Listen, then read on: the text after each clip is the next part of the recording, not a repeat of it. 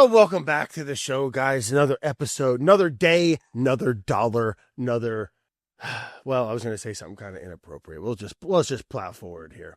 What's going on with you guys? I'm having a great time, I guess. You know, the kids are driving me nuts. This is a PM recording. Usually we try to do this during the business hours, but this is a 5:00 recording because our guest today is joining us all the way from beautiful Australia, which I've never been to, but dying to get down there for the food, the people, everything. I mean, the fishing, the restaurants. It just seems like the spot, man.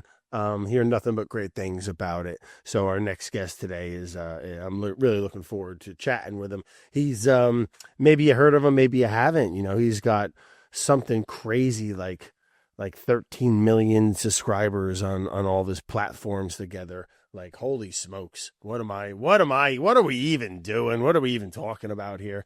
But before we get into that, yeah, I went today and I made this little upgrade. I know, a little late, Brad, but I had to do this quick little mission up to my one tree stand where I go deer hunting.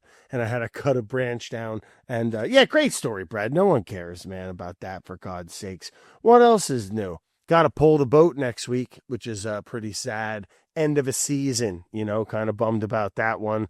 Peggy, my wife, she's leaving this week. She's leaving tomorrow for a couple of days. She's got a little thing she's got to do for her work down in Virginia. She works with Jessica Simpson, the singer, actress, clothing shoe mogul, I guess is a generous, but whatever kind of description. But she's got to go down to Virginia. So me and the boys, we got a boys couple days. All right. Daddy runs a tight ship when it's solo dad. All right. We're laying our clothes out at night. I don't want no fussing. I don't want to hear no shit.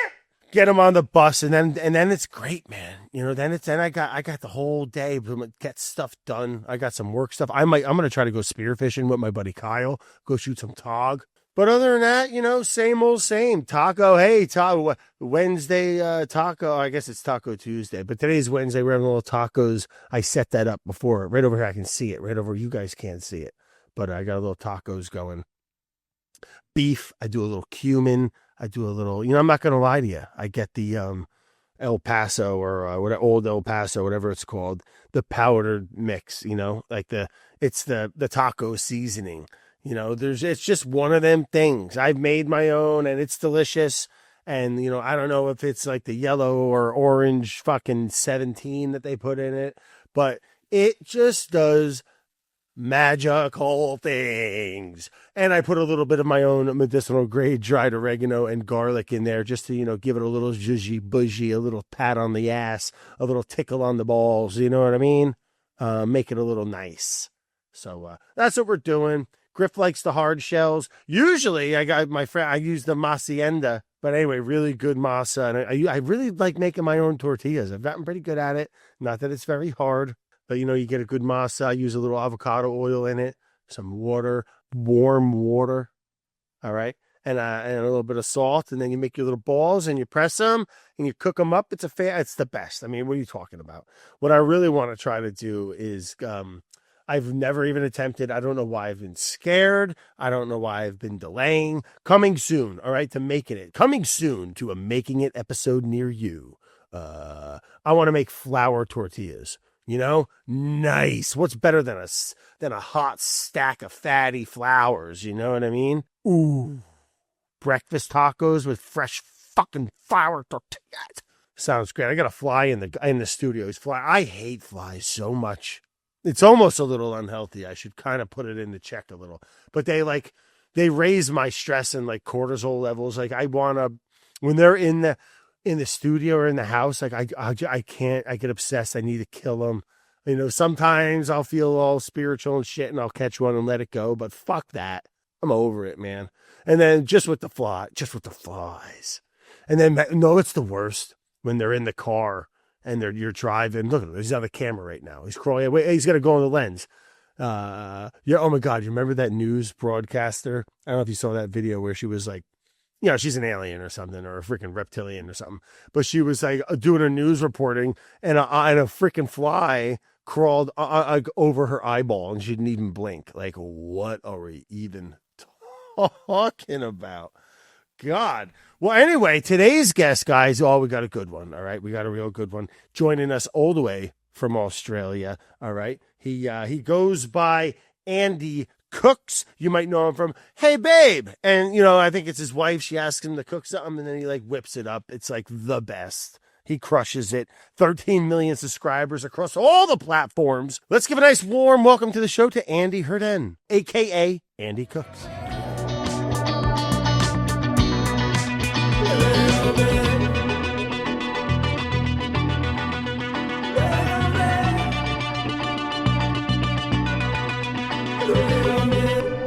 Good morning. What the heck was that? Oh, that was you have a hello, Andy. What a voice. My God. It's made for radio. Certainly got a face for it. Jeez Louise. Hey, thanks for coming on, man. Thanks for the time. My pleasure. Thank you for having me. I've been a fan of yours for years, bro. So it's cool to actually finally communicate with you properly. Yeah, absolutely, man. Same. I mean, I've been watching your stuff for, well, speaking of that, I mean, when did you get in? I mean, I want to learn about how you got into cooking and stuff. But maybe we'll just start there, man. I mean, did you grow up in Australia? No, I grew up in New Zealand, right? So not far from here, but yeah, definitely a different country. But no, I've always been surrounded by food. My grandfather was a poultry farmer, and mum was a single mum of 4 kids. So we ate every meal around the table, breakfast and dinner, and was just surrounded by just honest, good food my whole life. And I always wanted to be a chef, which was pretty cool. So as soon as I could, I left school and went to chef school. Man, I've always been, I don't know, jealous isn't the right word, or even envious. They all sound so negative. Yeah. But of people that knew what they wanted to do when they were younger. Mm-hmm. You knew you wanted to cook. You wanted to be a chef. You wanted to work at a restaurant or something. Yeah. There was no question in my head, It was and there was mum's got photos of me at 4 years old playing and with my sisters, toy kitchens and stuff like that, which, I think I just always knew. I always knew I was going to be in food, which is kind of. What do you think that is? Why I get a pre-programmed interest in it? Yeah, I think so, bro. I don't know. I think there's if you want to be romantic about it, there was I don't know, I guess there's something about spending time with my family and my mum and brothers and sisters around the table, and I guess I really enjoyed that. So I wanted to kind of continue that through my life. But.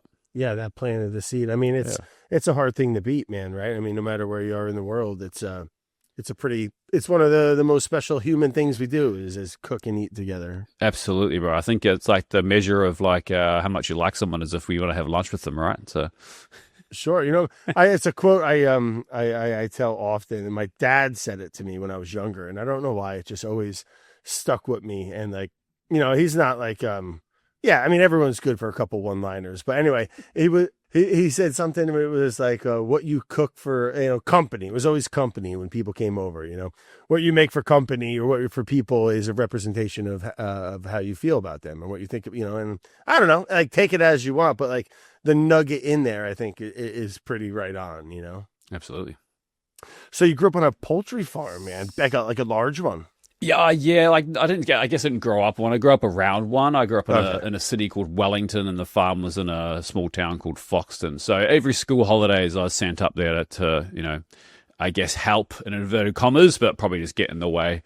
But eggs and meat. That was my life. I ate a lot of chicken growing up. That's for sure. Hey, nothing wrong with that. No. So then what, you're going to high school, you grew up in, you were all school in New Zealand? Yeah. So when I was about 10, we moved from Wellington, which is at the bottom of the North Island, to a place called Auckland, which is the biggest city in New Zealand and close to the capital, right? Well, Wellington's the capital. Auckland's the biggest city. Close. Everyone thinks Auckland's the capital. But we moved up there because my stepfather at the time needed to run the distribution arm of that poultry farm. And then I was rubbish at school, man. I just had no interest in it and I couldn't wait to get out. So as soon as I could, I bolted and went straight to culinary college. Right on. Well, we had that in common. Yeah. For sure. As far as the school thing, didn't really. Yeah, it was always just Couldn't wait to get out, man. Yeah. But that's so right out of high school, you're going into culinary school. Yeah, and just did like 1 year in culinary school. And again, like, I didn't hate culinary school. Certainly was a much better environment for me than traditional school, but also wasn't like super jammed on it. So like, did it as fast as I could. Too. And yeah, I went for like a 7-month thing at ICE, Institute of Culinary Education in Manhattan, when I was like 27. And same thing. It was like, it was more interesting because like I liked cooking, but it was kind of shit too. Yeah. Like it kind of, it kind of sucked. And like, to be honest, like for me, they showed you how to do something once or twice, and then you were on to the next skill set or something. And like, that's not for, I don't think that's how most people retain and learn intuition, or how to cook for that matter. Yeah, I couldn't agree more, mate. So yeah, I couldn't wait to get out. So straight into the kitchen and thrived, like loved it.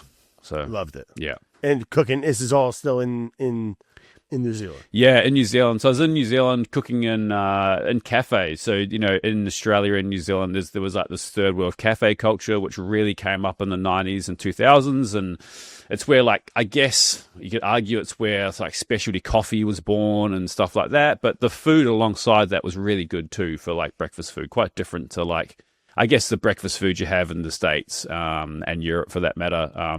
Pretty progressive, pretty, we're lucky down in this part of the world. We get lots of inspiration from Southeast Asia and, and Asia specifically. So the food was like, really quite interesting. And it taught you how to cook. And I think like the measure of a good chef is like, can you do a good breakfast service? Because they're hard to do. So.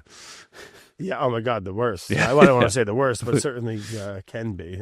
Yeah. Yeah. And then, I mean, cooking in the restaurants and in the cafes, like you said, it was a pretty progressive, and you introduced to a lot of really cool ingredients, it sounds like. And it sounds like you were really, really digging it, man. And cafe, was that just like the scene of a type of restaurant model, or was that the name of a place? No, yeah, that's the scene of the model. So I predominantly did it at a place called Dizenkoff in Ponsonby Road in Auckland, which is still there to this day, actually.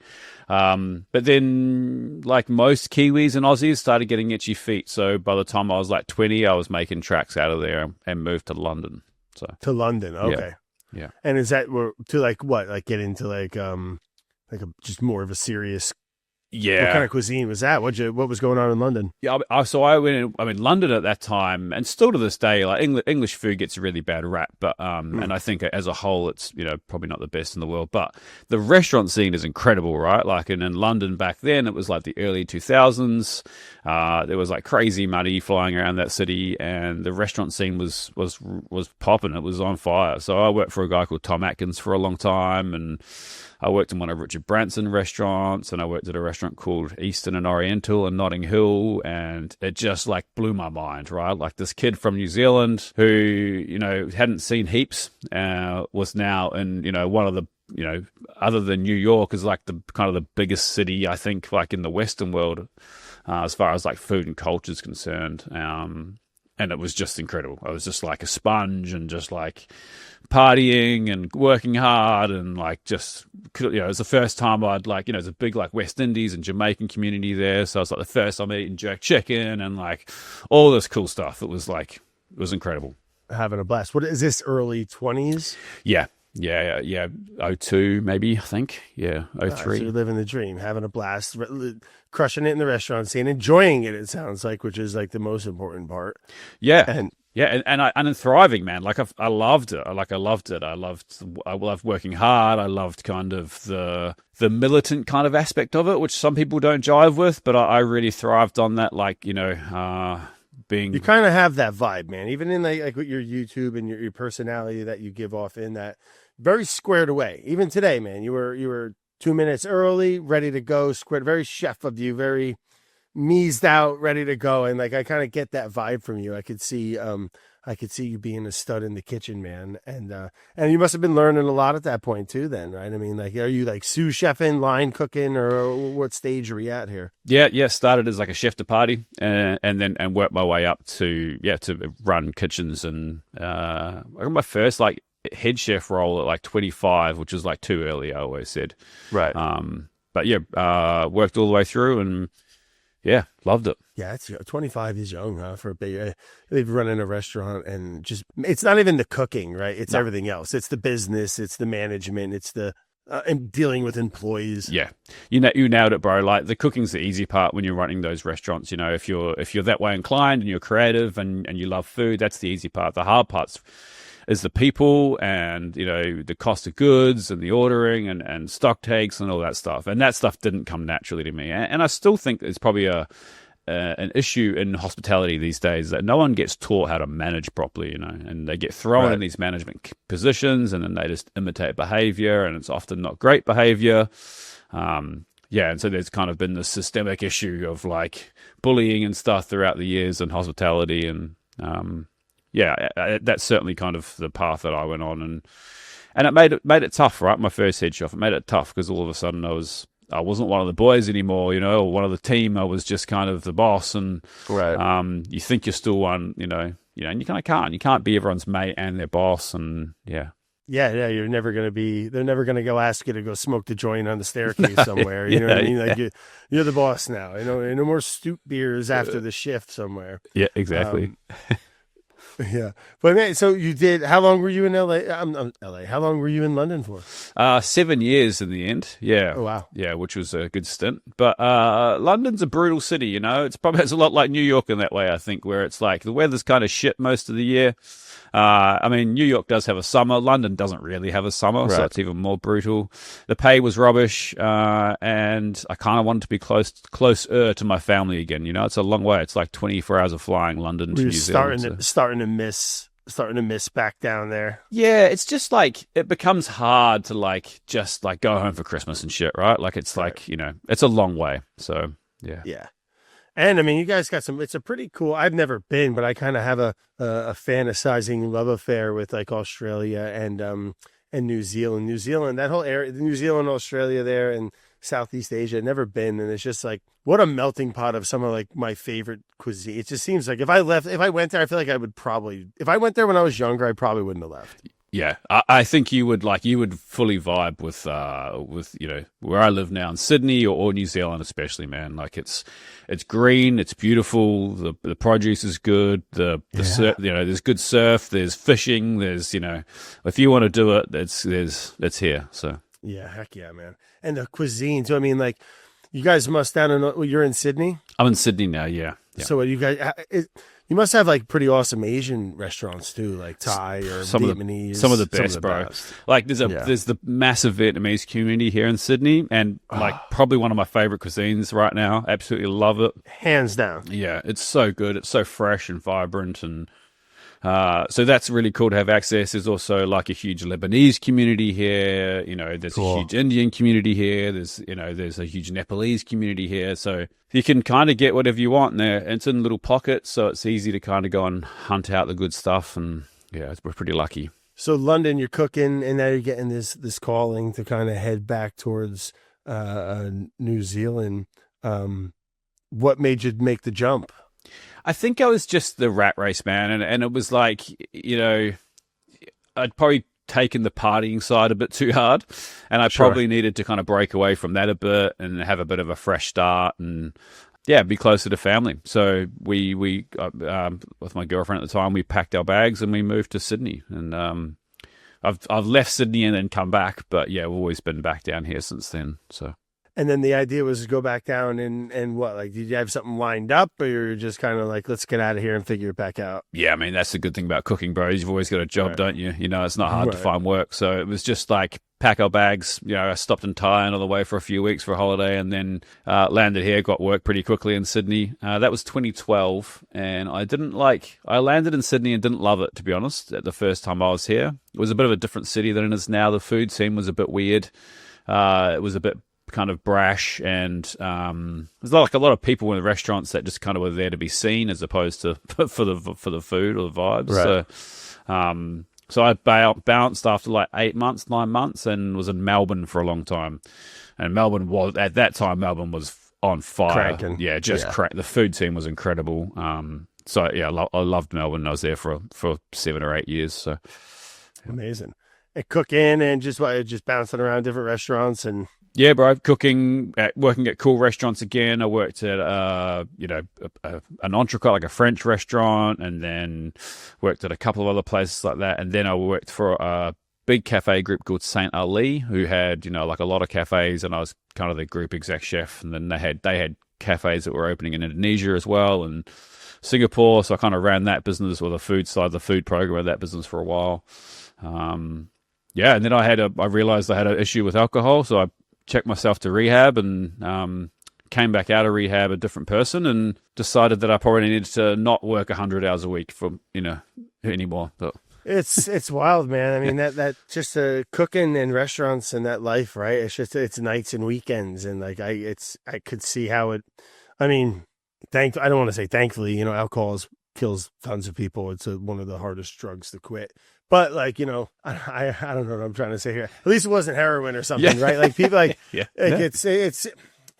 it's a tough, man. It's that's and just drinking and that kind of culture and lifestyle where it's like, I mean, I get it, man. I like drinking now, and like I could see if I was in a restaurant, like it's easy to kind of use it as a crutch. Yeah. I think it's really prevalent in our industry, and that's why I'm sober like 8 years now or something, and like very comfortable with talking about it, and that's why I try and talk about it when I have the opportunity. That it's like it's important for people to know that it is a really dangerous drug, even though you can just kind of buy it or like get it delivered now. It's kind of crazy, but isn't that wild? It's wild, right? Like, and it's really dangerous, and people just need to make sure. I'm not anti-drinking. I like my partner Caitlin, who I love dearly, loves her wine and really enjoys it, and has a very healthy relationship with alcohol.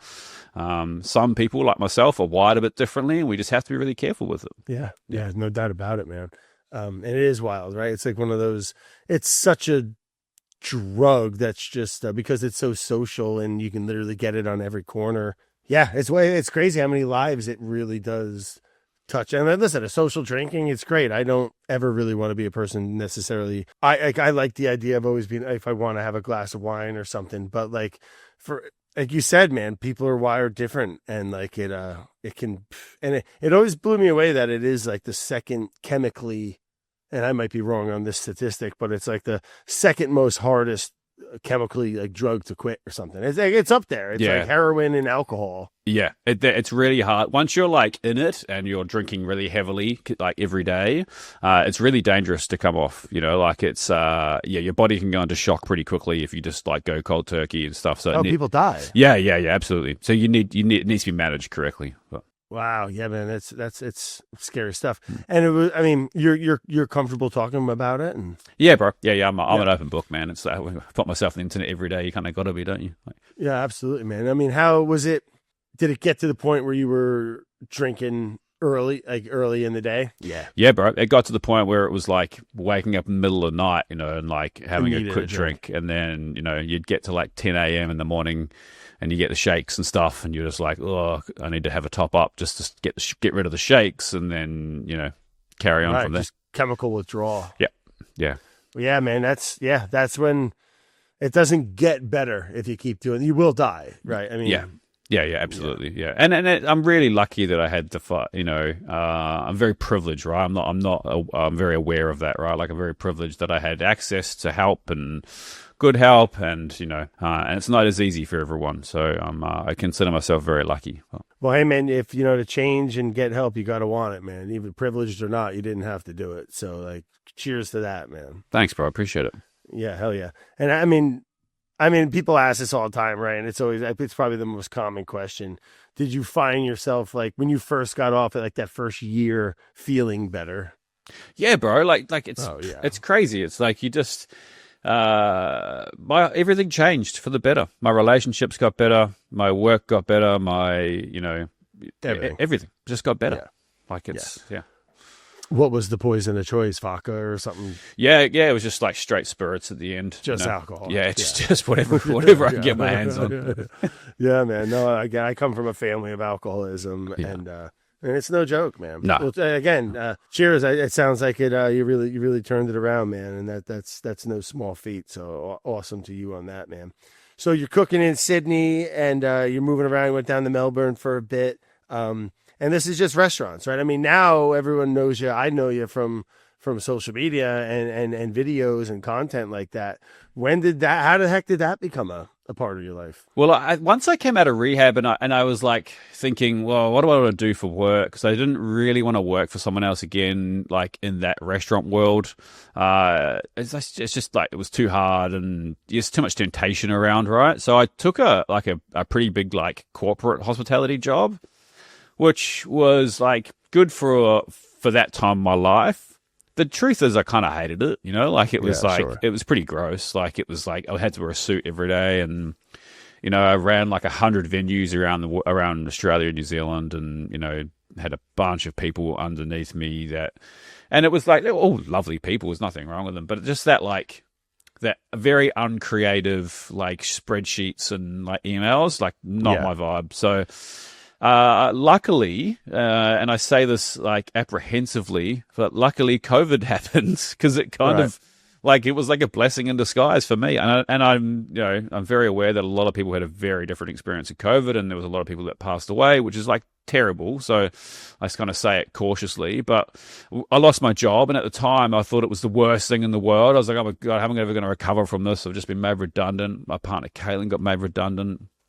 We were living in Melbourne, which is an expensive city, and like we had savings, but you like start doing the maths, you're like, oof, like this ain't working. This ain't going to work. Like, how long? There was no sign of like work coming back. So we packed the cars up and we drove to a place called the Sunshine Coast, which is like 12 hours north of here, Sydney. So just above the New South Wales Queensland border, where Caitlin grew up.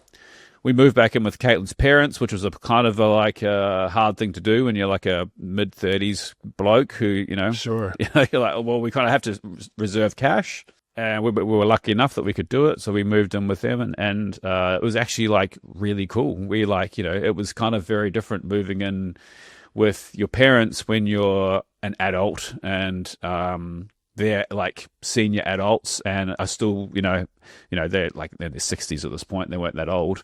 So we built this like really cool relationship. We ended up living there for like 2.5, 3 years. And like we didn't do anything for 6 months, which was really cool. We kind of just like went camping heaps and like enjoyed the country. And then one day I kind of kept seeing like this TikTok thing. I downloaded the app and then I was watching it for a couple of months and I was like, man, I can cook. Like, how hard can this be? Like, yeah. Started making videos and here we are 4 years later. But wow, so TikTok was the gateway. TikTok was the gateway. Did well. Did like 1 million followers in the first 6 months, and that was just from hard work. It was like the first video sucked, like everyone's first videos did, and then it's just like make as much content as you can and get better at it, and just kept at it. Yeah. And COVID, man, I'm glad you said that too, because like it was, even though like you said there was a lot of negative and horrible, but like it was this weird time that like it's how I got out of New York City and ended up living where I am now. It would have never happened if wasn't working from home, if the world wasn't fucking falling apart. Yeah. And it did. It opened these little doors, and I feel like a lot of people, including myself, it kind of sounded like we kind of happened at the same time almost, where like the video, everyone was home. I don't know. It was like this weird little bubble in time where social media wasn't new, but it was still kind of juvenile, and YouTube, and like people were doing it, and I was a little late to it, but like not. It was like the right kind of time, and it seemed like a lot of people were consuming a lot of content in that. What was that, a whole year? Or I mean, however 2 years, however long that was. Yeah, it was this weird buzz where everyone decided they wanted to make sourdough, and which was kind of cool for us, for people in our world. That was like, yeah, this stuff's cool. Like, welcome. Yeah, and it was just getting on that gravy train and trying to kind of capitalize on the fact that everyone wanted to learn how to cook all of a sudden.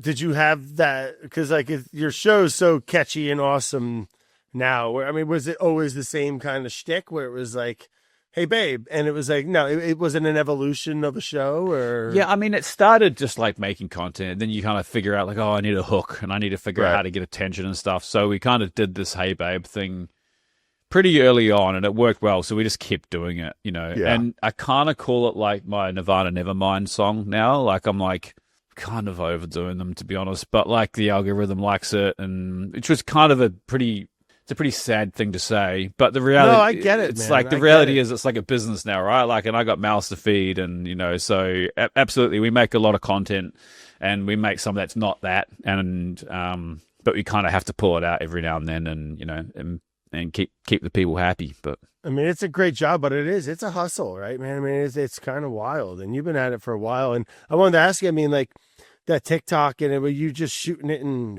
are you editing it, or how's that whole process for you? yeah, I mean, it started like that very much so. It started me shooting, me editing everything, and then it was like 6 months in. It's like, man, I'm working more hours now than I was, Yeah. in cooking. So it's like, had a friend who was like a pretty good like landscape photographer, like he's like a really big snowboard guy. Like I think he's in Canada at the moment snowboarding. Well, not right now. I'm guessing there's no more snow there. But anyway, I was like, hey bro, can you just give me a hand? Like, and Mitch was like, yeah, I'll give you a hand. And he was working in a kind of job he didn't love anyway. Pretty quickly, it was like, do you want to just like work full time here? And he was like, absolutely. I'm kind of pretty busy now myself. Can we get someone else? So we hired like another editor, and then we ended up hiring his girlfriend Daz, and and then Caitlin, my partner, kind of came on full time, and then that's kind of how it just happened. It just happened, And then now it's like, I don't know. I think I've got like 7 people that work for me or something. It's kind of crazy, but Sure, absolutely, man. Yeah, and I mean, right out of the gate there, editing and shooting it all. And that's a hustle, man. I mean, that's and your videos are so fun to watch too, right? Because like you learn stuff, and there's a whole journey, and you make beautiful. I mean, you're clearly, you can cook your ass off there, and it's fun, man. You've got a nice little niche there, and it's a wild hustle. What a crazy! You never probably thought you would have ended up doing something like that, right? nah, no thought at all now, right, man? And it's like I just find myself in these like really fucking bizarre situations, and I'm like, how did this happen? Like we shot a YouTube video with the All Blacks, which is like New Zealand's rugby team, the other week, and it's like, and I'm like seeing some of the homies from back home, and I'm like, I go for dinner with them. They're like, oh, what are you doing here? And I'm like, oh, I'm shooting a video with the All Blacks. Like say it like really on casually, and they're like, what the fuck? Like, what do you mean you're just shooting a video with the All Blacks? Like it's kind of crazy, but hey, man, it's a ride, and it's awesome. You got to try to. It's wild how it works out like that, right, man? It's like, and when did you get to like? When did you TikTok? That was the first thing you got involved in, right? And then when did it become like? How did you monetize it out of the gate there? When did it? I mean, we're pretty limited down here. We don't have like the creator funds and stuff that you guys have in the US. So, I started on TikTok, then started posting to like Instagram and YouTube Shorts as well. We can monetize YouTube Shorts, but it's not like crazy amounts of money. So we rely on brand deals, right? So, and that's been a journey as well, like figuring out that world. Cause it's tricky, man. Like you start getting a following and you just get all these crazy offers but it's for like gross stuff, right? Like an online gambling casino, and you're like, bro, I'm not fucking talking about that. Like, but they throw huge money at you, and you have to like be really cautious, I think, about what you do. So I'm lucky now. Caitlin, my partner, kind of manages all that side for me, and she comes from that world of PR and stuff, and she knows what I'll say yes and won't say yes to, and so it's all pretty well vetted before it even gets to me. But we're trying to like just work with like 5 or 6 brands that we actually like and use, and build relationships with those brands, and then it works for everyone. And you're not kind of fligging gross products that you don't like, and you're giving value back to the brands because you're actually kind of pushing good stuff. And we've kind of figured it out now. But I don't think it's as quite as like, I think some people, especially younger folk, think that, oh, he's got so many followers and he's he's just making gazillions of dollars, and but there's a business to run, and there's mouths to feed, and I'm not Mr. Beast. Yeah, dollar gets chopped up pretty quick. Yeah, the tax man wants his piece, and like, it's crazy. It's unbelievable, right? Dollar ain't what it used to be. Is it? Yeah, man. So like, and then YouTube. I mean, how'd that become? Is that just kind of how many? Is that your kind of what's your bread and butter as far as like it's a package, right? I mean, it's like Yeah, the big money driver now is YouTube long form for us, Right. and that's what I'm passionate about making too, right? Like we definitely still make short form content, not quite at the rate that we used to, but now I really enjoy making these long form YouTube videos, and I really enjoy the more storytelling side of it, and I think food has this beautiful thing of bringing people together, and I kind of love telling those stories. As opposed to just kind of me going like, this is how you make a lasagna. Like, and that's cool too, right? But I think that there's like, what it's like, bro. There's 1,000 lasagna videos on YouTube now. So how are you going to make one that someone's going to want to watch? Because you're competing with, some really talented people who have big teams and big budgets and, yeah. And it's tough, man. I always struggle with and there's room for everyone that do their own thing, right? But like, you see some of the videos, like I can't make the 72,000 layer lasagna, world's best kind of the biggest, more or top 5 this. Like it's hard and I know these formulas work, but I don't know, it's tough, man. Like you're right, it's taxing on the soul. I agree, bro, and I think it's really important to and I guess for any other creators out there who are listening, that it's like, just be okay that that's not your jam, right? And if that is your jam, then go great, kudos to you. But I'm the same as you, bro, and I've done it too. You're like, oh no, we've got to chase the algorithm, and I need to make videos like so and so makes, and then you hate yourself when you're doing it, and the audience knows it because they can see right through it. They can see you actually don't give a shit. Right. So just make the shit that you want to make, and if you don't enjoy making it, then don't make it. Pretty simple. Yeah, 100%, man. I couldn't agree more with that. And it is. It's a. I think you hit it right on the head there. Make the shit you want to make. And if it's working, if it works, it works. And and if you need to adjust and evolve and take a little bit of a pivot, mold it a little bit of a different way, great. But I think you're right, and you're right, man. Audiences and I don't really like the word fans, but let's just say audiences. They sense that shit a mile away, man. If you're all of a sudden schlepping some bullshit brands, it better be some fuck you money because people are leaving. No one wants it. No, no. It's a fine line, isn't it, Brad? It is, man, and it's. Have you done any of? Do you have a podcast? I feel like you'd be a good podcast guy. No podcast, man. It's fucking life's busy, bro. Yeah, it's just I think it's. I think people think that. You can probably answer this better than I can. That podcasting's easy. It's not easy at all, is it? Right? It's nothing but it's work. It's nothing but work. It's it's hard to do a good podcast. So no, right now we're focusing on long form YouTube, making short form content, and I'm writing my second book, which is a huge piece of work. So, and the thing's crazy. A beast. So it's yeah. Books are so much work too. They're one of those things that's it is enjoyable, but at a certain point you're like, I just want this to be over, and and then it comes out and you're super proud, right? It's this is incredible, And I think that's the one thing that for me, as I'm really dyslexic, and got bullied a bit as a kid about it and stuff like that. And it's kind of my yeah, fuck you, I'm an author, No, that's how I felt too, man. It's it was. I have one book, and it made the New York Times list, and it was amazing. And it was it was one I barely graduated high school. I never, I didn't think it would. I would have.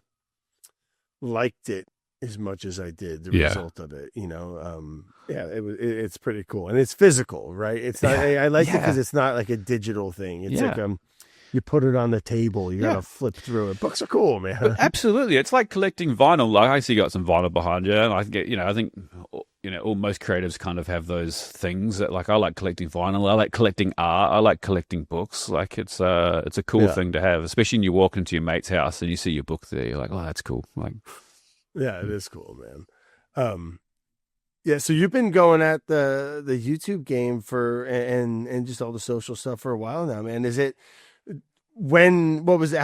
Was it about a year in? When did it become where you could do it that was is it your job? Yeah. Oh yeah. So it's my job. Probably after a year, I could leave anything else that I was doing. Right. Yeah, it's my job, and it's like it's very much a job now. I love my job, don't get me wrong, but it's probably had to like change my relationship with it over the years too. It was like kind of a bit of fun, and it was kind of my job, kind of just hanging out with mates, making content, traveling the world, and then it was like, oh. We had all these like fixed costs coming in. We were always doing it from our home, which was really cool, but then it kind of got really taxing. It was like, oh my. I just didn't leave the property, and I don't know. I'm just like, I think you're probably in the same boat right now, but it's just like, for me, that was getting a bit like much, and I kind of wanted some segregation. So we kind of moved the business out of the house, and which was really stressful, like way more stressful than I thought it was going to be. And comes with a huge amount of cost associated to it. And, so yeah, I think more so than ever, there's a realization that we run a production company now, right. And it's trying to still be really passionate and show up for all the people that love the content, but then also be running a small business and being there for my team and making sure they've got what they need to kind of do their jobs correctly. And yeah, it's pretty full on, but it's a lot of fun. How do you feel with like coming up with new episode creative and stuff like that? Is it just always a constant like what's next type of thing? Like what's your process for how, like, I guess a few questions for you, like how ahead are you in like your like, how do you shoot? Yeah, I mean, we shoot 4 or 5 days a week, depending on what's happening or if I'm traveling or not. But we're probably, we like to be kind of 2 or 3 months ahead as far as concepts are concerned, and then filmed at least like a month and ahead. And then it goes through like the post-production process of editing and stuff like that. But yeah, I think the creative side of it is kind of the fun side, but it's like any creative endeavor. Like sometimes it's like, you're flying, you'll have 1,000 good ideas, and sometimes you just get full block, like writer's block, I guess, and you're struggling to pull teeth. But it's like anything creative, you've got to work at it, like you've got to try shit, you got to work at it, you got to kind of try and plan ahead and, think about things like Christmas video. We're about to shoot our Christmas video, right. I think, but we get heaps of cool opportunities, which like create ideas. So I'm doing a food festival in a place called Margaret River, which is in Western Australia, in a couple of weeks with, do you know Francis Malmois? Yep. Yeah, so with him, doing a pop-up dinner with him and a guy called Dave Pint from Singapore who runs a restaurant Burnt Ends, and a guy called Don who runs a big barbecue smoke place. So that's like, we got asked to do this event. It's like, let's make a video out of this. So we'll go up and go fishing with this really cool fisherman first, and then go foraging, and then, and then cooking with Francis is a pretty cool thing. I'm pretty stoked to be able to do that. So yeah, heck yeah, man, that sounds awesome. Yeah.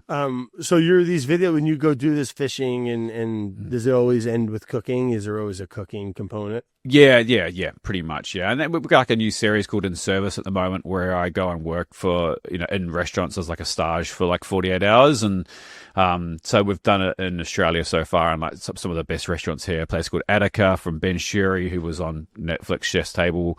A guy called Josh Nolan, who's like kind of the fish god at the moment. Yeah. And, just doing some really cool things.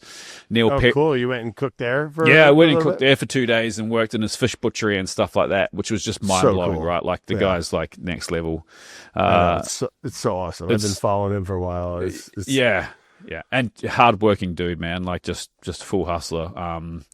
Man, we got to get you down to Australia, man. Like come down. I'll take you out. We'll eat in some sick spots. We'll go fishing. We'll cause some trouble. Shoot some videos. Work. Yeah. No, I know it's soon enough. It's just such a hike. You got to go for like a week or two. Yeah, for sure. Yeah. I got to get down there, man.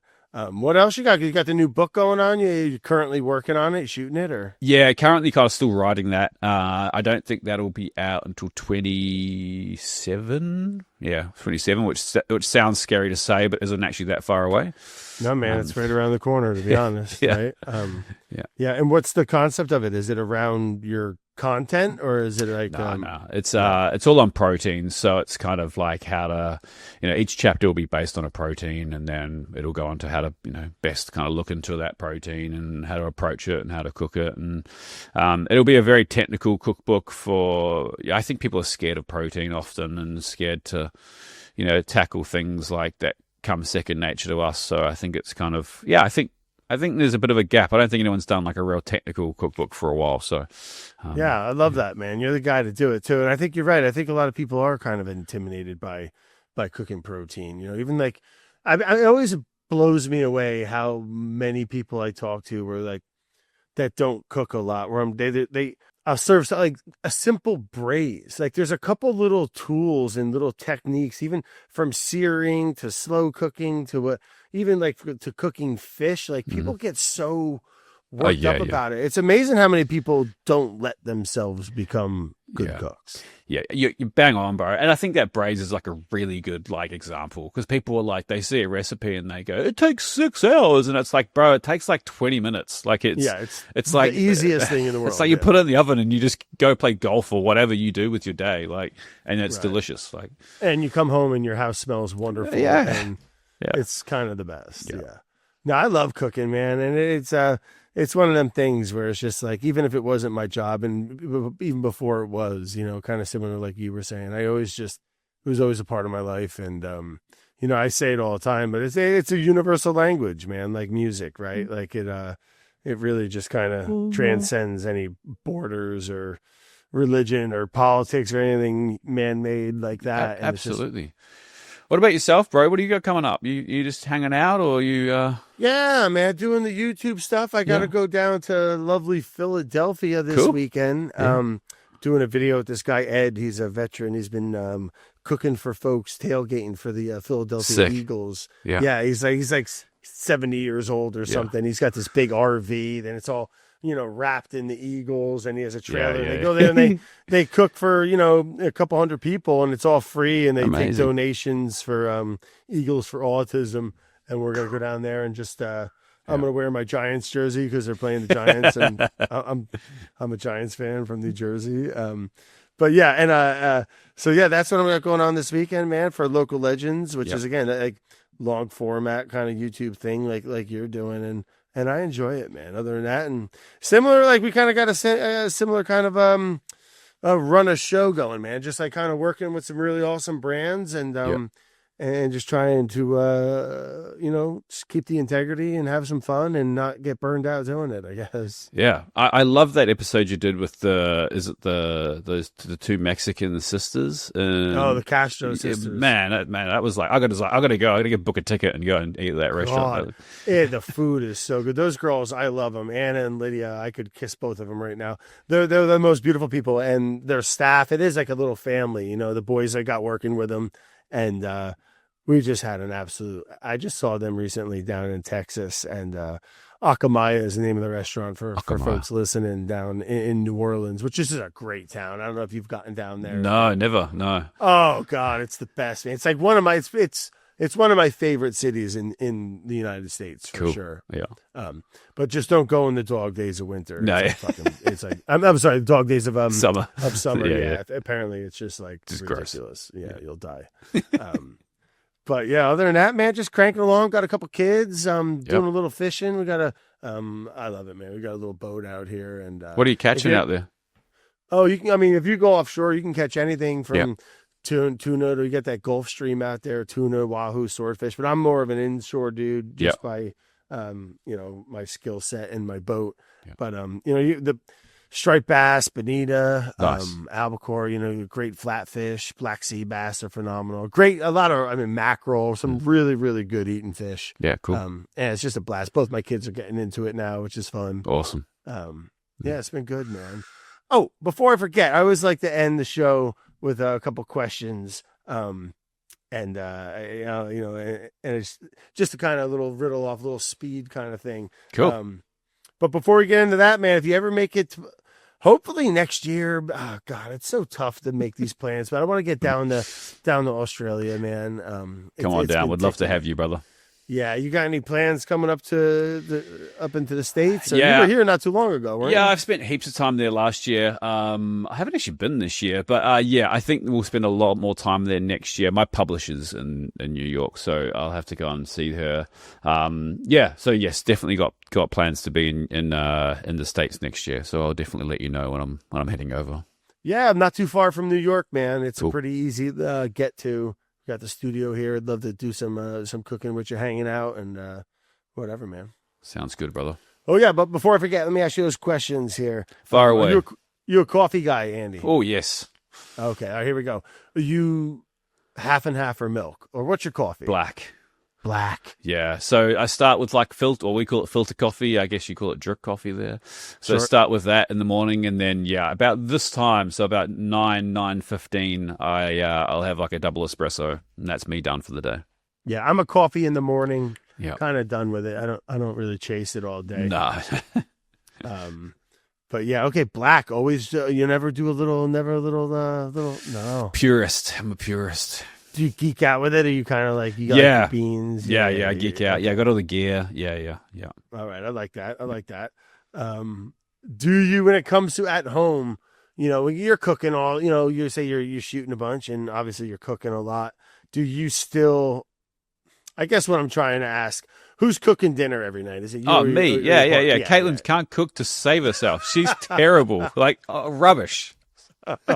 And she'll admit it. She won't hate me for saying that. Well, she's got a good contract going with that. Yeah. See, same.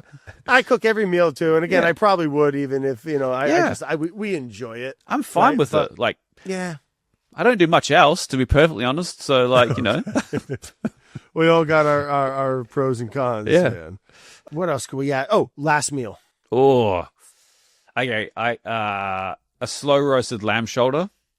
Ooh, I like Maybe that. some shallots braised and like balsamic vinegar. We got like really good white asparagus here at the moment, so maybe some, and I'm really enjoying it. So some like white asparagus and some kind of like crispy potatoes with lots of smoked paprika and confit garlic. Ooh, that sounds good. Just eat it until you want to die. Yeah, bro, that's how I eat too, man. It's like honestly, like just in the middle of the table, dig in. I'm not plating your food, just rip it off.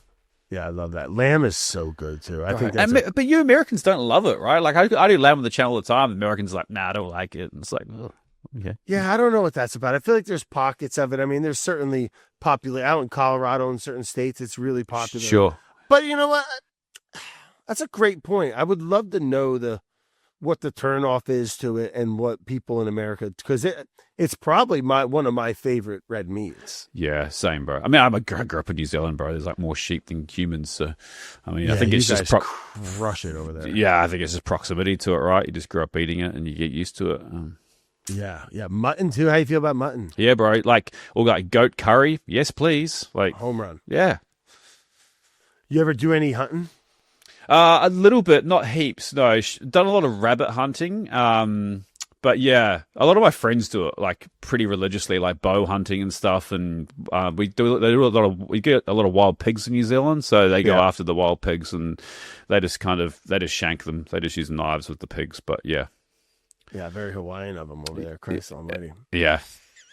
That's wild. You ever seen folks do that? They chase them down with the dogs. Yeah, bro. Get up on them and they stick them with a knife. Yeah, and like the dogs get get beaten up and stuff. It's crazy. Like, oh, dude, they love it though. It's crazy. I was down in Hawaii a couple of years ago, down on the Big Island, and they trapped in this pen this wild boar, and this thing was freaking out. I mean, they make noises. It's horrible. I mean, and they try to bite you, and they're terrifying creatures. But we jumped in this Justin and this girl Kylie. They jumped in, grabbed this pig. The thing weighed like 150 pounds, 100 pounds. They pick it up by the back legs and hand it to me over the fence. They're like, don't let go. I'm just like, what are you talking about? So they put this thing on the ground, and the girl jumps. She's just a little killer. She jumps over, puts her knee on the thing's neck, and they hand me the knife. And they're like, you see that little dimple right there? Get it in. And I did. We did it on camera. This is when I was working for Bon Appetit. I mean, the fucking producer started crying and shit. No, I swear to God. And we went in, and this thing's like, oh, and blood's everywhere. Blood's all over. And it's part of, and we cooked it and ate it. How did you feel? Did you feel like happy, or were you like sad and a bit taken by it? Well, no, I mean, we have this adrenaline dump going, right? Where it's like a lot going on. I mean, there's this fucking wild animal, this beast. You have a knife, you're killing things, right? It's like, it's intense. Yeah. I would be very cautious of people that get like just fired up without any type of any type of like you did kill something, and like regardless of if they're a problem or there's a lot of them, like you just fucking stab something that is, you didn't step on a cockroach. You killed a 150-pound like animal. Yeah, man, it's like a murder conscious scene, being. Yeah. And so I mean, I grew up hunting a bit, and like the first time I did it, and to this day, it's still a very emotional experience, Yeah, absolutely. And like I said, a little bit of a red flag if you don't, at least for the first few times. I had it recently. I was shooting a video at a restaurant called Ahi in New Zealand with a really amazing chef, Ben Bailey. I think you'd like Ben. And he has this really famous eel dish on the menu, and we had to like kill these eels on camera. And it was like tough, and it was like these things were like flopping around like mad. We're in this restaurant full of people. And then, like, I look at the guy shooting the video, and I'm like, Ben, we can't use this. There's like blood everywhere, and I'm like, this is like, we cannot use this. This is like demonetized immediately. But yeah, eels are tough, hard thing to hold on to, man. It's amazing. Slippery little buggers, aren't they? They are delicious. They are very delicious. Yes. Well, before we go, also, did you know, just so because with the eels, man, did you ever hear how they have no idea how or where they reproduce? All eels, really? Yeah, like the eels that you're talking about that they eat, like the long black kind of like brown black ones, the Japanese kind of barbecuey ones. Yeah, they go into the fresh water up into the rivers and stuff like that, and then like one time in the year they just come down. It's never like they're linked up through, I don't know if it's the fucking moon or some frequency coming from the center of the earth or some shit, but they all disappear out into the ocean to go, and they can't find them. Like they've tried to track them, and they can't find. I don't know, man. I'd like to believe they could, but apparently they can't. They have no idea. Look that up when you're bored. Yeah, I kind of love that even more now. I'm like, yeah, I respect that about the eels. Yeah. Well, Andy, man, thank you again, and appreciate your time. Great chatting with you. And when you come up, man, to the States, open door. Like I said, I'm just a couple hours north of New York. I'd love to hang out with you, and I'll definitely be hitting you up when I make it to Australia. Likewise. Yeah, absolutely, brother. Look forward to it. Yeah, man. Enjoy the rest of the day. Take care. You too. This episode was produced by Brad Leone and Carolyn Gagnon in partnership with Studio 71. It was edited by Kate Brunotts with music by Harrison Menzel.